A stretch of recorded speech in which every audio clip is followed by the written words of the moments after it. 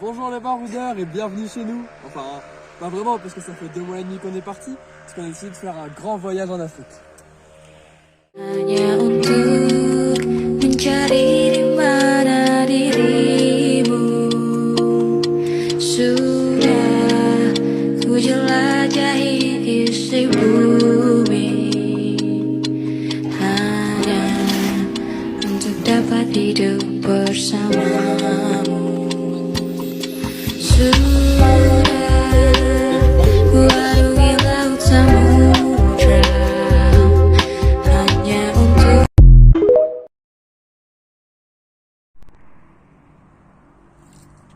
Mais alors, qu'est-ce qui s'est passé? Où est-ce qu'on était pendant ces 2 mois? Où est-ce que vous pouvez voir nos aventures finalement? Eh ben c'est très simple. Pour les aventures futures, vous pourrez nous suivre directement sur cette chaîne, parce qu'on va poster des vlogs assez régulièrement, hein, quand la connexion le permettra du moins. Et pour les anciennes aventures, vous pouvez les retrouver directement sur notre blog, qui est sur notre page internet. Là-bas, ça sera très simple, il suffit d'aller voir chaque post et vous pourrez admirer toutes nos aventures en détail. Et j'ai mis le lien dans la description. Pour l'instant, je vais vous raconter un peu de notre histoire, juste ici. Alors voilà, c'est simple. Notre histoire commence à Valenciennes, où avec Adèle, on a pu habiter pendant 1 an. Ça fut l'occasion de nous former et de gagner un peu d'argent. Et on a eu cette envie qui nous a gagné de voyager, un peu à l'image de ce qu'a fait mon père, et c'est grâce à lui que c'est possible, parce que lui, il a voyagé pendant près d'1 an avec Nadège et les enfants en Europe. Et donc, on a voulu les suivre, cette aventure, et ils nous ont aidés. C'est pour ça que le 18 septembre 2023, on est parti de Valenciennes pour aller rejoindre mon parrain à Creil, qui fut la première étape. Notre objectif, rejoindre le sud de l'Espagne en 1 semaine. On avait déjà réservé le ferry. On est descendu tranquillement, on a fait en sorte d'aller voir les spots les plus intéressants comme le château de Chambord, on a visité Bordeaux, on a visité Ayogui qui est une ville en Espagne connue pour le pèlerinage de Saint-Jacques-de-Compostelle. On a également été voir Salamanque avec ces magnifiques bâtiments qui sont assez immenses comme ces 2 cathédrales, etc. Donc vraiment ça nous a beaucoup plu, on a passé un super moment avec Adèle dans la voiture à descendre, même si c'était beaucoup de route. On a passé un super moment en tout cas, jusqu'au jour de prendre le ferry. Effectivement, la veille, on va manger chez mon père et vient le moment fatidique où, en repartant à l'hôtel, la voiture nous lâche. Complètement en panne, impossible d'accélérer, rien ne va. C'est l'embrayage qui est cassé. Qu'est-ce qu'on va faire du coup? On est censé partir dans 8 heures. On n'a pas le choix, on a dû décaler notre départ. On a donc profité de l'assurance pour acheter un hôtel qui était proche du garage. On y est resté 4 jours. Heureusement, on a eu de la chance, l'hôtel possédait une jolie piscine pour profiter, mais il n'y avait pas grand chose à faire, donc c'était un peu embêtant. Et donc, après 4 jours, on a pu prendre le ferry le 30 septembre. Arrivé au Maroc, enfin, les premiers pas. Donc ça fut vraiment formidable, mais on avait du coup l'intention de rattraper ces 4 jours de retard. On a donc décidé de laisser tomber l'extrême nord du Maroc que j'avais déjà visité et d'aller directement rattraper notre chemin. On est donc allé dormir à Fès dans les souks pour la première fois, notre première nuit. C'était pas forcément formidable parce qu'il y avait beaucoup de bruit, on s'est réveillé tôt.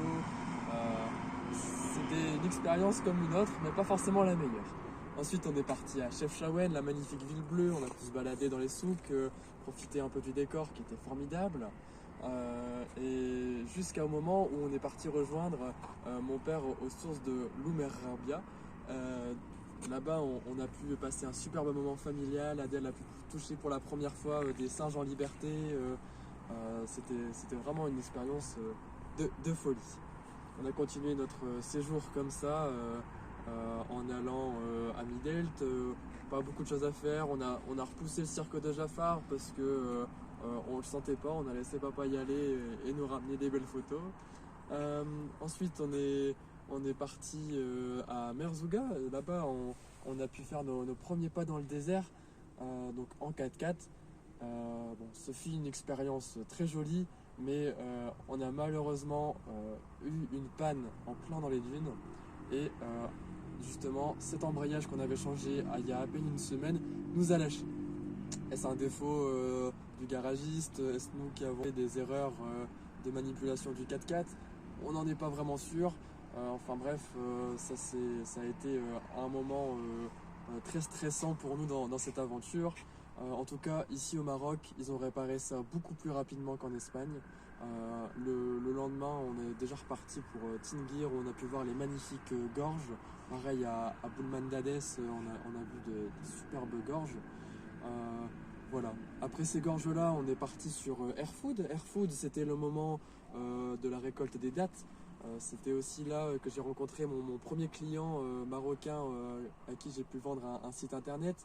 Il était gérant de la palmeraie de dattes et en même temps il était guide touristique. Donc j'ai pu lui créer son site, etc. et mettre un premier pas là. Et puis il y a Marrakech.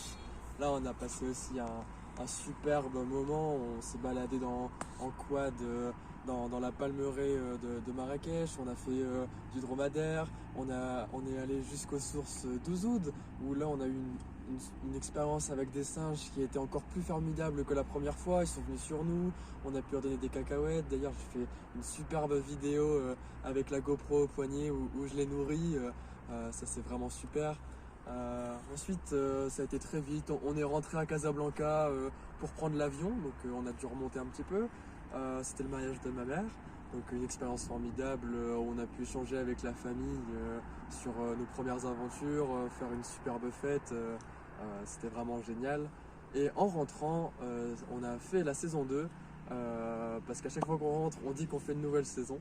Donc la saison 2 qui était destinée à aller visiter ce qu'on appelle la côte des surfeurs, donc Walidia, Essaouira, Safi, Imsouane. Et là ça a été vraiment une bulle de détente, vraiment un monde à part avec cette tranquillité qu'on a pu retrouver pour se ressourcer et continuer au mieux le voyage. De là on est rentré dans les terres pour aller jusqu'à Ouarzazate. C'était notre point de rendez-vous pour retrouver papa, Nadège et les enfants. Donc sur le chemin, on s'est quand même arrêté à Talouine en ayant l'espoir d'y trouver du safran qui est en train de récolter. On voulait voir les gens justement récolter pistil par pistil le safran. Malheureusement, avec les chaleurs qu'il y a eu, la récolte a été avancée, donc on a raté ça. Voilà, aujourd'hui on a quitté Ouarzazate, on est arrivé à Zagora et on prépare le 4x4 dans les superbes garages qu'il y a ici pour aller faire là ici un plus grand désert, et on fait contrôler le 4x4 parce qu'on veut être sûr que le désert de Mamid ne réserve pas plus de surprises qu'à Merzouga. Mais ça c'est le sujet de mon prochain blog et de mon vlog aussi sur YouTube que vous allez pouvoir retrouver bientôt. Donc n'hésitez pas à vous abonner et à la prochaine. Ciao ciao.